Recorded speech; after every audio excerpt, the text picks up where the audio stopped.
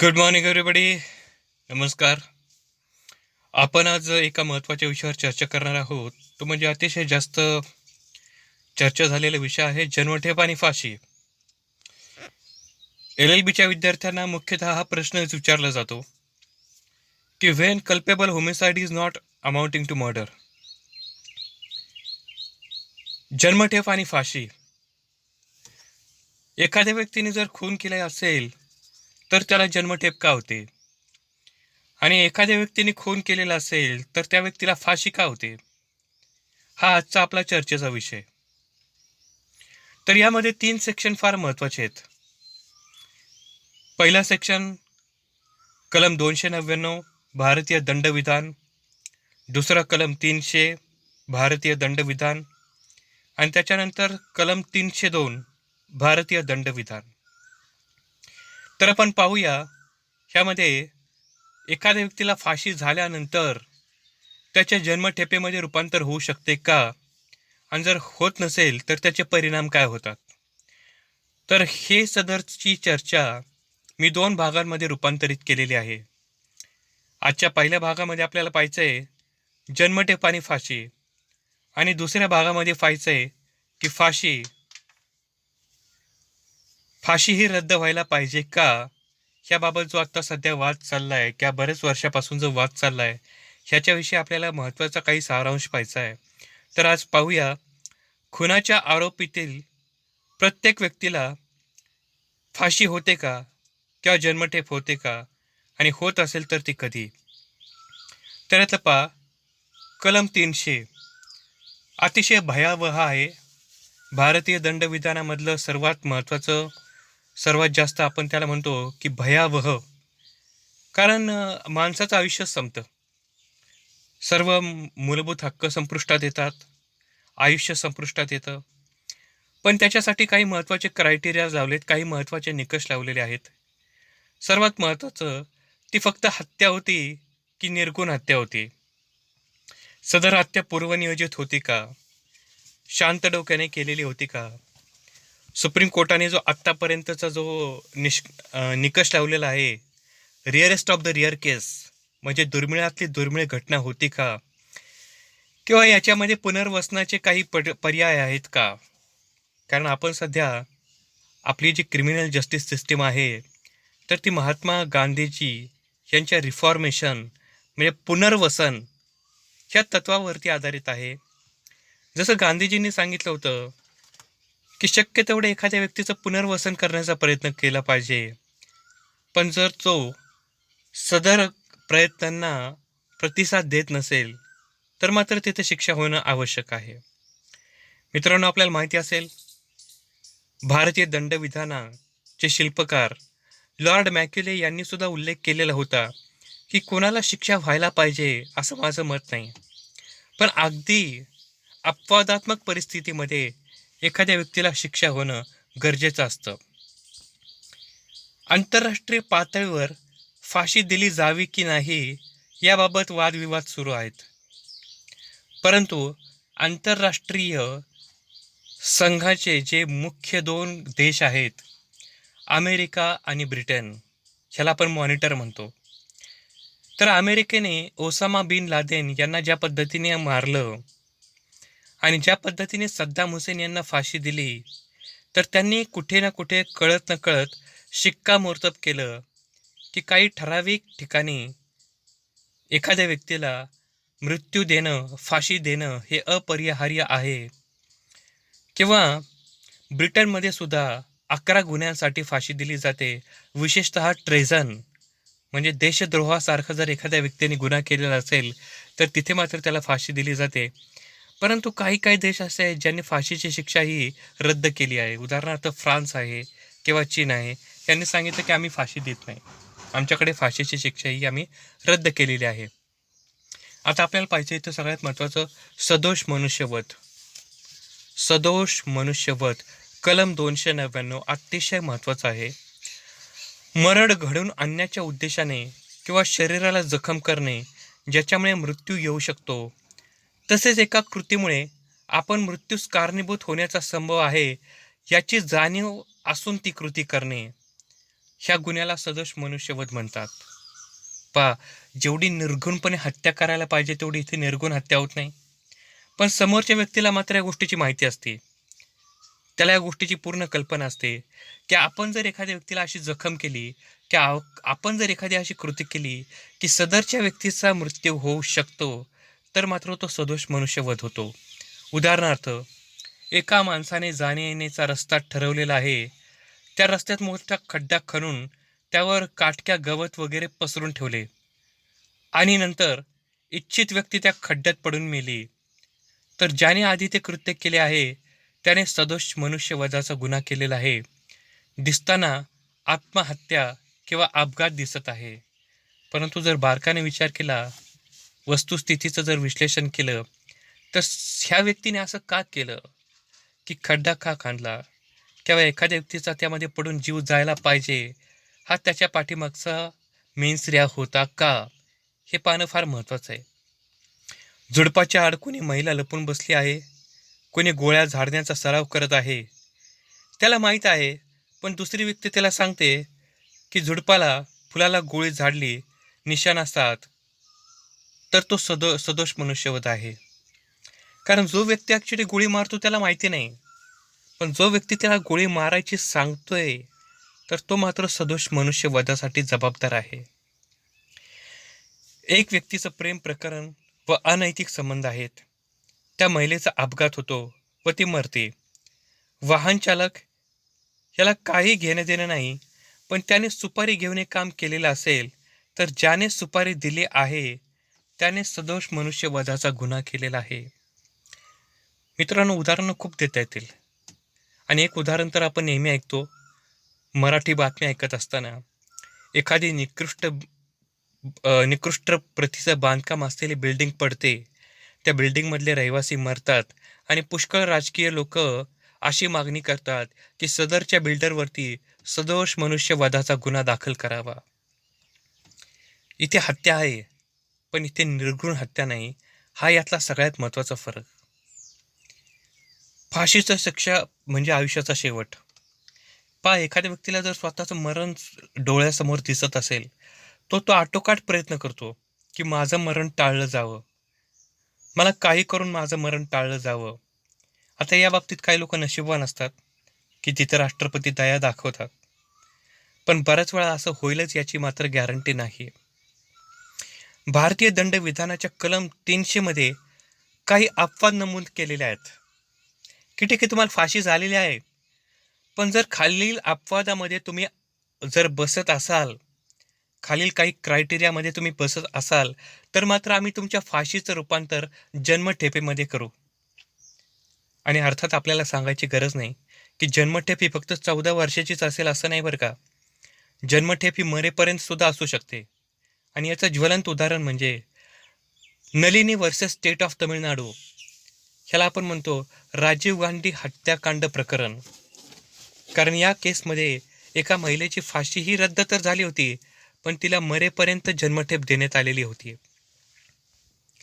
त्यातली पहिली सगळ्यात मोठा अपवाद इथे पहा, ग्राफ चेंज होतोय की मारणारा माणूस जेवढा जबाबदार आहे, कुठेतरी मरणारा माणूसही थोडाफार जबाबदार असतो. म्हणजे 90% जर मारणारा जबाबदार असेल तर 10% कुठेतरी मरणाऱ्याची चूक होते. आपण त्याला म्हणतो पडती बाजू. त्यातला सगळ्यात पहिला महत्वाचा आपण पाहतो ग्रेव्ह अँड सडन प्रोव्होकेशन. म्हणजे अतिशय मोठ्या प्रमाणावर राग आला आणि अचानक आलेला आहे. इथं दोन्ही शब्द फार महत्वाचे आहेत. थोडासा राग नाही आला, खूप जास्त मोठ्या प्रमाणावरती राग आला आणि त्याची प्रक्रिया अचानक झालेली आहे. कारण मध्ये जर वेळ मिळाला विचार करायला, तर मेन्स रिया डेव्हलप झाला आणि मेन्स रिया डेव्हलप झाला तर तिथून पुढे होणारं कृत्य म्हणजे क्राईम. मयत व्यक्तीने आरोपीला उद्देशून असे काही कृत्य केले की त्याचे स्वतःचे मानसिक संतुलन सुटून तत्काळ येणाऱ्या रागाच्या भरामध्ये त्याने मयतावर हल्ला केला आणि त्याच्यामध्ये मृत्यू झाला. पहा, काही असे लोक असतात शॉर्ट टेम्पर. आपण त्याला म्हणतो फार गरम डोक्याचा माणूस आहे बरं का. पण असं काहीतरी बोललो आपण की त्याच्या मर्मावरती घाव घालणे, आपण त्याला असं म्हणतो की शिवी दिली, त्याला शिवी दिली किंवा त्याला जातीवाचक शिवी दिली, आई-वडिलांवरनं शिवी दिली आणि अतिशय रागाच्या भरामध्ये तत्काळ कुठलाही क्षण न गमावता त्याने मयतावर हल्ला चढवला आणि हल्ला चढवत असताना त्या मयताचा मृत्यू झाला. तर मात्र कुठेतरी मरणारा हा व्यक्तीसुद्धा जबाबदार होता. कारण त्याने असं करणं अपेक्षित नव्हतं. पण मारणारा मात्र त्याच्यापेक्षा जास्त जबाबदार होता. कारण कायदा काय सांगतो? कायदा आणि सुव्यवस्था असताना तुम्ही अशा पद्धतीने असे कृत्य करणं अपेक्षित नाही. तुम्ही त्याची कंप्लेंट करू शकता, त्याच्यावर गुन्हा दाखल करू शकता, आम्ही त्याला योग्य ती शिक्षा देऊ. पण तुम्ही रागाच्या भरात त्याला मारलं, त्याचा मृत्यू झाला. मान्य आहे की कुठेतरी मरणाऱ्या व्यक्तीचीही चूक होती, पण मात्र 90% तुम्ही जबाबदार आहात. अशा वेळेस तुम्हाला आम्ही फाशी देत नाही, पण त्या फाशीचे रूपांतर मात्र जन्मठेपेमध्ये नक्की होतं. आणि याच्यामध्ये आत्तापर्यंत सगळ्यात जास्त गाजलेली केस किंवा ज्याच्यावरती सगळ्यात जास्त चर्चा झालेली आहे, इवन ह्या केसवरती जास्तीत जास्त हिंदी चित्रपटसुद्धा आलेले आहेत. नानावटी का फैसला म्हणा किंवा दहलीज म्हणा किंवा आता रिसंटली आमच्या क्लासमधली मुलं सांगत असतात, रुस्तुम. मी काय चित्रपट पाहिला नाही, पण असं म्हणतात की हा चित्रपट ह्या केसवरती आधारित आहे. के. एम. नानावटी वर्सेस महाराष्ट्र सरकार. बहुतेकांना ही केस माहिती असेल. के. एम. नानावटी एक पारसी व्यक्ती, जे एक नेव्हल ऑफिसर होते. एक दिवस त्यांची पत्नी सेल्विया ह्यांनी नानावटींना सांगितलं की माझे शेजारी राहणारा व्यक्ती प्रेम आहुजा याच्याशी प्रेमसंबंध आहेत. आता जगातला कुठला असा व्यक्ती आहे, नवरा आहे, जो ही गोष्ट सहन करेल की त्याची पत्नी त्याच्या समोर असं सांगते की माझ्या समोरच्या व्यक्तीशी प्रेम संबंध आहेत. तरी सुद्धा अशा परिस्थितीमध्ये नानावटीने कुठलेही असे कृत्य केले नाही किंवा कुठलीही प्रतिक्रिया दिली नाही, शांत राहिला. या उलट नानावटी आपल्या पत्नीला आणि मुलांना घेऊन फिरायला गेले, चित्रपट पाहायला गेले आणि त्याच्यानंतर दुसऱ्या दिवशी मात्र ते नेहमीप्रमाणे कामाला गेले. पण कामाच्या ठिकाणी गेल्यानंतर त्यांनी सुट्टी मागितली आणि सुट्टीवरून परत येताना त्यांनी सर्व्हिस रिव्हॉल्वर बरोबर आणला आणि आल्याबरोबर नानावटी थेट मयताच्या घरी गेले आणि मयतांना आहूच्या बरोबर त्याची पत्नी ही त्यांच्या बेडरूममध्ये नको त्या अवस्थेमध्ये त्यांना पाहायला मिळाली. अर्थात हे सगळं पाहिल्यानंतर एका पतीची अवस्था काय झाली असेल याची तुम्ही कल्पना करू शकता. याच्यासाठी लग्नच झालेलं पाहिजे असं नाही. एक सर्वसामान्य व्यक्तीची काय अवस्था झालेली असेल, कुठला नवरा असेल जे हे सगळं सहन करेल. तरी सुद्धा याच्यानंतर नानावटींनी अतिशय उद्विग्न होऊन मयताला विचारले, आहूजाला असे विचारले की मी माझ्या पत्नीला घटस्फोट दिल्यानंतर तू तिच्याशी लग्न करशील का? ह्यावर अतिशय उद्धटपणे, अतिशय उत्तामपणे मयत आहूजा असं म्हटला की मी माझ्याबरोबर झोपणाऱ्या प्रत्येक मुलीशी लग्न करू का? हे ऐकल्यानंतर मात्र नानावटींचे स्वतःवरचे नियंत्रण सुटले आणि रागाच्या भरामध्ये त्यांनी मयत आहूजाला गोळ्या घातल्या. गोळ्या घातल्यानंतर त्यांनी खाली सोसायटीच्या खाली जो सुरक्षा रक्षक असतो त्याला माहिती दिली. त्याला सांगितलं की वरती फ्लॅटमध्ये मी आहूजाला गोळ्या घातलेल्या आहेत, त्याला मारलेलं आहे, मला पोलीस स्टेशनला घेऊन चला. आणि त्यांनी तपासामध्येही सुद्धा पोलिसांना पूर्ण सहकार्य केलं. सर्व माहिती सांगितली, सगळ्या गोष्टी खरं सांगितल्या आणि सांगितलं की मला कायद्याने मिळणाऱ्या प्रत्येक शिक्षेचा स्वीकार करण्याची माझी तयारी आहे. मित्रांनो, कायदेशीर बाबीचा जर विचार केला तर हा सदोष मनुष्यवध नाही, हा खून आहे. कारण सदोष मनुष्यवधामध्ये काय पाहिजे? सडन प्रोव्होकेशन, म्हणजे अचानक आलेला राग पाहिजे आणि अचानक आलेली प्रतिक्रिया पाहिजे. इथे मात्र नानावटींनी 1-2 दिवसांचा वेळ गेल्यानंतर मात्र त्यांनी काय करायचं ते केलं. त्यामुळं तांत्रिक गोष्टींचा विचार केला तर नानावटी ह्यांनी सदोष मनुष्यवध न करता खून केलेला होता. परंतु नानावटींची एकंदर परिस्थिती पाहून, त्यांच्यावरती ओढावलेली वेळ पाहून मुंबई उच्च न्यायालयाने त्यांना सदोष मनुष्यवध ह्या कलमाखाली जन्मठेपेची शिक्षा सुनावली. अर्थात अतिशय नावाजलेला खटला आहे, पण लक्षात घ्या कायद्याचा अभ्यास करताना जेथे जेथे ग्रेव्ह अँड सडन प्रोव्होकेशनचा उल्लेख होतो, तेथे मात्र तुमच्या डोळ्यासमोर केस पाहिजे के. एम. नानावटी व्हर्सेस महाराष्ट्र सरकार. ह्याच्यानंतर प्रत्येक व्यक्तीला स्वसंरक्षणाचा अधिकार दिलेला आहे. स्वसंरक्षणाचा अधिकार कधी दिलेला आहे, त्याचं सगळ्यात महत्त्वाचं कीवर्ड काय आहे की when there is a reasonable apprehension of the death. म्हणजे तुम्हाला मरणाची भीती असेल तरच तुम्ही समोरच्या व्यक्तीला मारून टाकू शकता. नाहीतर काय नाही, समोरच्या माणसाने मला फक्त झापड मारली आणि मी लगेच तलवार काढली आणि समोरच्या माणसाचं डोकं सोडून टाकलं, तर याला तुम्ही राईट टू प्रायव्हेट डिफेन्स म्हणाल का? नाही. समोरच्या माणसाची चूक होती हे मान्य, त्याने असं करायला नको होतं, पण तुम्ही सुद्धा काय केलेलं आहे, तुम्हाला कायद्याने जो अधिकार दिलेला आहे स्वसंरक्षणाचा, राईट टू प्रायव्हेट डिफेन्सचा, तुम्ही याचा कुठेतरी अतिरेक केलेला आहे. तुम्ही त्याचा अतिरेक करून समोरच्या माणसाला मारूनच टाकलेला आहे. तुम्हाला फाशी तर देता येणार नाही, कारण कुठेतरी मरणाऱ्या व्यक्तीची चूक होती. त्यामुळं तुम्हाला सदोष मनुष्यवधाच्या खाली जी 14 वर्षाची जन्मठेप असते, ती मात्र शिक्षा मिळणे अपेक्षित आहे.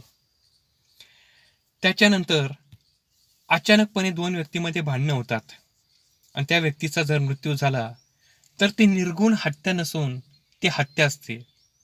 पहा, काही काही लोक फार पॉवरफुल असतात बरं का. त्यांच्या एका फाईटमध्ये सुद्धा समोरचा व्यक्ती मरू शकतो. आता तुम्हाला माहिती असेल की आपल्या भारतीय क्रिकेट टीममध्ये सिद्धू नावाचा खेळाडू होता, आहे अजूनही. तो नेहमी एका लाफ्टर शोमध्ये तुम्हाला हसताना दिसेल. त्याच्यावरती ही केस चालू होती की त्यांनी सुद्धा एका व्यक्तीला अशा पद्धतीने बुक्का मारला होता की समोरचा व्यक्ती जागेवरच खलास झाला. असे पण काही लोक असतात. म्हणजे असं माहिती असतं की शरीराच्या एखाद्या भागावरती प्रहार केला की एखादा व्यक्ती मरू शकतो. म्हणजे आपण नंतर म्हणतो, अहो मला त्याला काय मारूनच टाकायचं नव्हतं, माझा काय तसा उद्देश नव्हता, पण काही काही लोक मरतात. आता मी मागच्याच महिन्यात एक घटना पाहिली, अतिशय हृदयद्रावक घटना होती की एका मुलाने आपल्या आईला झापड मारली आणि तिला तो मार सहन झाल्यामुळं त्या आई मात्र जागेवरती मृत्युमुखी पडली. असे पुष्कळ उदाहरणं आहेत. पण ही निर्गुण हत्या नव्हती, तरी ही हत्या होती. त्याच्यानंतर सरकारी अधिकारी आपले कर्तव्य बजावत असताना आपल्या अधिकाराचा जर गैरवापर केला आणि त्याच्यामध्ये एखाद्या व्यक्तीचा जर मृत्यू झाला, त्याने निर्गुण हत्या नसली तरी हत्या आहे. सरकार काय सांगतं, आम्ही लायसन्स दिलेलं आहे तुम्हाला, you have a licence to kill. त्याला आपण म्हणतो एन्काउंटर. पण एन्काउंटर करण्याचे सुद्धा मित्रांनो काही प्रोटोकॉल्स आहेत बरं का. लगेच एखाद्या व्यक्तीला गोळी छातीवर मारता येत नाही. आधी हवेमध्ये फायरिंग करणं अपेक्षित असतं, नंतर पायावरती गोळी मारणं अपेक्षित असतं, आणि अगदीच जर परिस्थिती नियंत्रणाच्या बाहेर गेली तर मात्र समोरच्या व्यक्तीचं एन्काउंटर करणं गरजेचं असतं. कायद्याचे विद्यार्थी असाल तर नक्की अभ्यास करा. गुजरातचे जे पोलीस अधिकारी होते वंजारा म्हणून, तर त्यांच्यावरती फेक एन्काउंटर केला म्हणून 14 वर्षांची शिक्षा त्यांना सुनावण्यात आली. की तुम्ही तुमच्या अधिकारांचा गैरवापर केला, म्हणजे तुम्हाला अधिकार देणं ही आमची चूकच होती आणि त्याचा गैरवापर केला, ह्याच्यासाठी मात्र तुम्ही जास्त जबाबदार आहात. तुम्ही निर्गुण हत्या जरी केलेली नसली तरी तुम्ही हत्या केलेली आहे, त्यामुळे you are liable for culpable homicide not amounting to murder. त्याच्यानंतर आपण पाहू इच्छा मरण. आता खरं तर खूप अवघड गोष्ट आहे. लोक जीवन मागतात की मला जगायचंय, I want to live, I want to survive.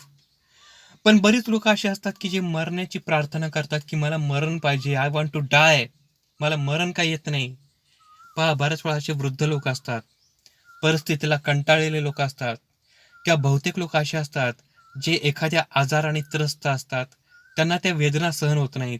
आणि याच्यासाठी सगळ्यात जास्त चर्चिलेली केस होती अरुणा शानबाग. अरुणा शानबाग म्हणजे एका हॉस्पिटलमध्ये काम करणारी एक नर्स व्यक्ती, जिच्यावरती तिथल्याच एका वॉर्ड बॉयनी अतिशय अत्याचार करून, तिच्यावर बलात्कार करून, तिच्या शरीरावरती जखमा करून तिला रोज मरणप्राय यातना होत होत्या. त्या यातनांमुळे ओरडणे, इवळणे, किंवा मरणाची प्रार्थना करणे हे कोणालाही सहन होत नव्हतं. पण कायदा काय सांगतो? एखाद्या व्यक्तीला आपण मरणाची परवानगी देऊ शकत नाही. Because we have adopted doctrine of parens patriae. Parens patriae म्हणजे सरकार हे आपलं पालक आहेत, आपले मायबाप आहेत आणि आपण त्यांची मुलं आहोत. त्यामुळे सरकार सांगतं की जोपर्यंत तुम्हाला कुठल्याही पद्धतीने नैसर्गिक मरण येत नाही तोपर्यंत मरायचं नाही. Otherwise it will be attempt to suicide. जर तुम्ही तसा प्रयत्न केला तर मात्र तुम्ही आत्महत्येचा प्रयत्न केला म्हणून त्याच्यासाठी वेगळीच शिक्षा. भारतीय संविधानामध्ये सुद्धा दिलेले डॉक्ट्रिन ऑफ वेव्हर. अहो, आम्ही भांडून भांडून सरकारशी फंडामेंटल राईट घेतलेत.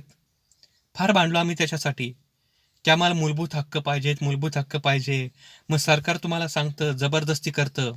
आता फंडामेंटल राईट दिलेत ना तुम्हाला, तर it is your compulsory, it is not your choice. तुम्ही फॉलो करायचे की नाही तुमची चॉईस नाही. आता तुम्हाला ते सक्ती फॉलो करावेच लागतील. आणि त्यापैकी महत्त्वाचा एक म्हणजे आर्टिकल 21, राईट टू लाईफ. तुम्हाला जगावंच लागेल, तुम्हाला मरता येणार नाही. यू कांट डाय. जोपर्यंत तुम्हाला नैसर्गिक मरण येत नाही तोपर्यंत. आता पुढच्या लेक्चरमध्ये आपल्याला पाहायचं आहे ग्यान कौरची केस काय होती. ग्यान Kaur versus state of Punjab, Maruti Dubal versus state of Maharashtra, की जिथं जगण्या मरण्याची लढाई चालू होती. पण सगळ्यात मजेशीर गंमत आत्ता झाली की सरकारने परवानगी दिली, मारायचं तर मारा. पण तुम्हाला माहिती आहे राज्यघटनेची गंमत काय? एका हाताने अधिकार द्यायचे आणि दुसऱ्या हाताने काढून घ्यायचे. पण डॉक्टरांनी सांगितलं पाहिजे, सर्टिफाय केलं पाहिजे की खरंच याला मरू द्या. आणि अशा अटींची पूर्तता करणं सहसा शक्य होत नाही. त्यामुळे सध्या तरी कायदा असा आहे की जोपर्यंत नैसर्गिक मरण येत नाही तोपर्यंत समोरचा व्यक्ती मरू शकत नाही किंवा दुसरा व्यक्ती त्याला मारू शकत नाही. आपण म्हणतो की मी फार पुण्याचं काम केलं, मी त्या व्यक्तीला मोक्ष दिला, मला त्याचा त्रास पाहवत नव्हता, मला त्याच्या वेदना सहन होत नव्हत्या, म्हणून मी पुण्याचं काम केलं, मी त्याचा गळा दाबून त्याला मारून टाकलं. आणि मी त्याला मारून नाही टाकलं, मी त्याला मोक्ष दिला. मग कायदा म्हणतो ठीक आहे, तुम्ही त्याला मोक्ष दिला ना, आता आम्ही तुमची सेवा करतो, आम्ही तुम्हाला 14 वर्षाची जन्मठेप देतो.